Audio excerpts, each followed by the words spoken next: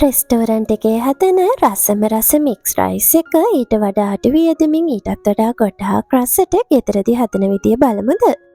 එහෙනම් වැඩි වෙලා ගන්නේ නැතුව එන්න වීඩියෝ එක පැත්තට. අපි කොහොමද ඉක්මනින්ම රසට මික්ස් රයිස් එකක් හදාගන්නේ කියලා අද වීඩියෝ එකෙන් බලාගනිමු. මුලින්ම බත් එක උයාගෙන ඉන්න ඕන. බත් එක බෙරි වෙන්නේ නැති වෙන්න හරි ගානට වතුර තියලා බත් එක උයා ගන්න. සම්බහාල් එහෙම නැත්නම් ආඩ පුළුවන් බාස්මති හාලක් මේකට තෝරගන්න. ඊට පස්සේ වෝග් එකක් හරි ටිකක් ඉඩ තියෙන තාච්චියක් හරි ලිපේ තියලා ඒකට පොල් තෙල් වලින් මේස හැඳි 4ක් එකතු කරගන්න. තෙල් ටික හොඳට රත් වෙගෙන ඉති තලා ගනිපු ඉඟුරු සුදු ලුණු පේස්ට් එකෙන් මේස හැන්දක්. ඒ වගේම ලොකු රට ලුණු ගෙඩියක් පොඩියට කොටු කපලා කරපිංච කොළ ටිකක් එහෙම එකතු කරලා මේ ටික හොඳට සෙම්පරාදු කරගන්න ඕන. සුවඳ එනකන් අපි මේ ටික ලිපේ ගින්දර මීඩියම් හීට් එකේ තියාගෙන ටෙම්පරාදු කරගන්න ඕන. දැන් අපි මේකට හීනියට කපා ගනිපු නයිමිරිස් කරල් දෙකක් එකතු කරගනිමු. ටිකක් වැඩිපුර සැරට කන්න කැමති අයට නයිමිරිස් එකතු කරන්න පුළුවන්. අකමැති නම් අවමිරිස් කරල් දෙකක් හීනියට කපලා එකතු කරගන්න. දැන් මේකත් අපර 30ක් විතර ටෙම්පරාදු කරගන්න ඕන. දැන් අපි මේකට බිත්තර එකතු කරගනිමු. ඔයාලට අවශ්‍ය ප්‍රමාණයකට බිත්තර එකතු කරගන්න පුළුවන්. මං හාල් ග්‍රෑම් 500කට තමයි අද මේ දේවල් එකතු කරගන්නේ. බිත්තර ටිකත් එකතු කරලා මෙන්න මේ විදිහට බිත්තර වල තෙත ගතිය හිඳෙනකන් ස්ක්‍රැම්බල් කරගන්න ඕන. ඉතින් මේක ටිකක් ලොකු හැන්දක් පාවිච්චි කරන්න ඕන. මේ විදියට මික්ස් ෆ්‍රයිඩ් රයිස් එක විතරක් නෙමෙයි රෙස්ටෝරන්ට් රසට හදාගන්න දැල්ල ෆ්‍රයිඩ් රයිස්, මාළු fried rice, chicken fried rice, egg fried rice මේ වගේ ගොඩාක් ෆ්‍රයිඩ් රයිස් රෙසිපීස් මම ඔයාලත් එක්ක ෂෙයා කරගෙන තියෙනවා. ඉතින් කැමති කෙනෙකුට ෆ්‍රයිඩ් රයිස් රෙසිපීස් තියෙන මගේ ප්ලේලිස්ට් එකට ගියොත් ඒ දේවලුත් බලලා හදාගන්න පුළුවන්. ඒ වගේමයි මේ රෙසිපියට කැමති නම් ඔයාගේ යාළුවන්ටත් බලන්න ෂෙයා කරන්නත් අමතක කරන්න එපා. මගේ වීඩියෝ වලට කැමති අයට වීඩියෝ එකට ලයික් එකක් දාලා channel එක subscribe කරලම තියාගන්න. එතකොට මේ වගේ රසම රස රෙසිපි එකක් මම අරන් ආපු ගමන් ඔයාට notification එකක් ඒවි. දැන් මේකට අපි අවශ්‍ය ප්‍රමාණයට ලුණු එකතු කරගනිමු. බත උයාගෙන ඉතිත් මම ලුණු ටිකක් එකතු කරගත්තා. ඒ නිසා මේකට පරිස්සමට ලුණු එකතු කරගන්න. ඊළඟට මේකට මම ගම්මිරිස් කුඩු වලින් තේ හැඳි භාගයක් වගේ එකතු කරගන්නවා. කෑලි මිරිස් වලිනුත් තේ හැඳි භාගයක් වගේ එකතු කරා. ඊළඟට ලොකු සුප් කැට එකක් මේ වගේ පොඩි කරලා එකතු කරගන්න ඕනේ. ඉතින් ඒක අනිවාර්ය නැහැ. කැමති නම් එකතු කරගන්න. මොකද අද මම හදාගන්නේ රෙස්ටෝරන්ට් රසටනේ.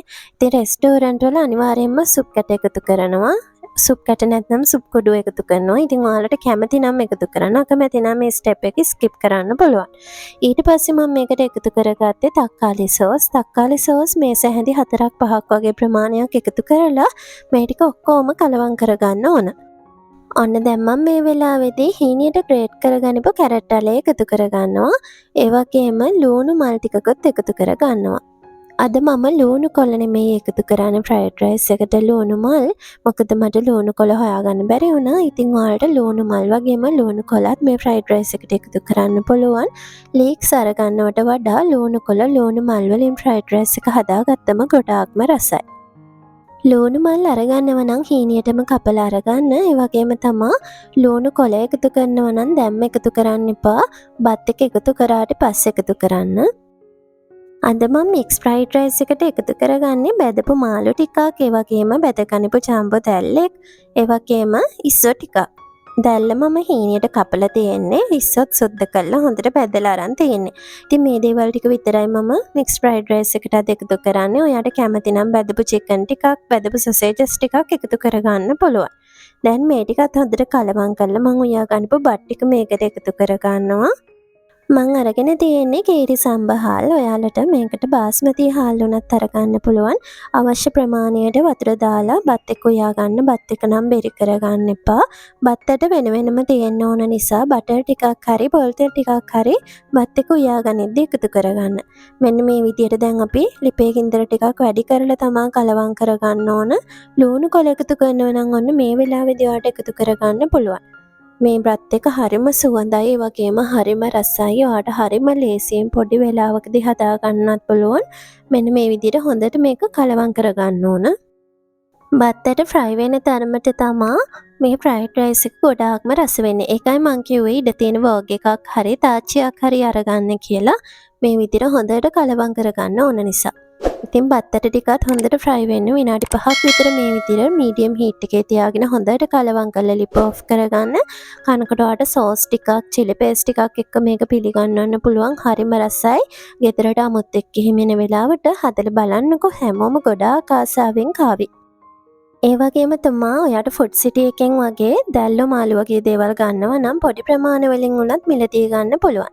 ඔයාට කඩෙන් ගන්නවට වඩා අටවියදමකින් ගොඩාක් රසට එතකොට මේ ෆ්‍රයිඩ් රයිස් එක හදලා රස විඳින්නත් පුළුවන්. හදලා බැලුවොත් රස කොහොමද කියලා පහලින් කමෙන්ට් එකකුත් දාන්න. එහෙනම් ගිහින් එන්නම්. මගේ වීඩියෝ එක බලුවට ගොඩාක් ස්තුතියි.